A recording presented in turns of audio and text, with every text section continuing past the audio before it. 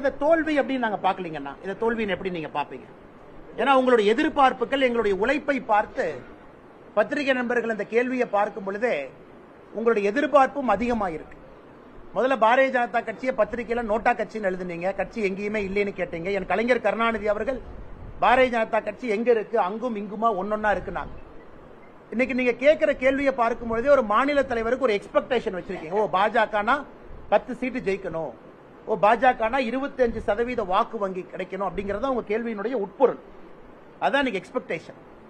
அதனால அந்த அளவுக்கு நாங்க எக்ஸ்பெக்டேஷன் உயர்த்தி இருக்கோம் இல்லைன்னு நாங்க சொல்லீங்கன்னா. அதனால் எங்களை பொறுத்தவரை வாக்கு வங்கி அதிகமாக இருப்பது ஒரு விதத்தில் வெற்றி. அதே நேரத்தில் உதாரணத்துக்கு கோயம்புத்தூர் எடுத்துங்க, மாநில தலைவராக போட்டியிட்டது.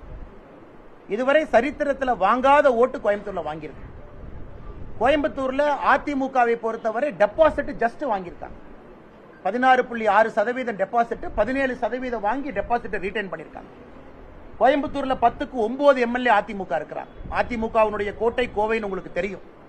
இதையெல்லாம் நாங்கள் சாதனையா பார்க்கிறோம். இதெல்லாம் எங்களுடைய சாதனை. அதே நேரத்தில் ஏற்கனவே சொல்லது போல நேர்மையான ஒரு வழியில நடக்கணும்னு நினைக்கிறோம். அதற்கு ஷார்ட் டேர்ம்ல ரிசல்ட் இல்லைனா கூட எங்களை மாற்றிக்கொள்ளாமல் அந்த பாதையில பயணிக்கணும்னு நினைக்கிறோம். இதையெல்லாம் வெற்றியா தான் பார்க்கிறோம். வாங்கியிருக்கக்கூடிய வாக்குகள் ஒரு வெற்றி தான்.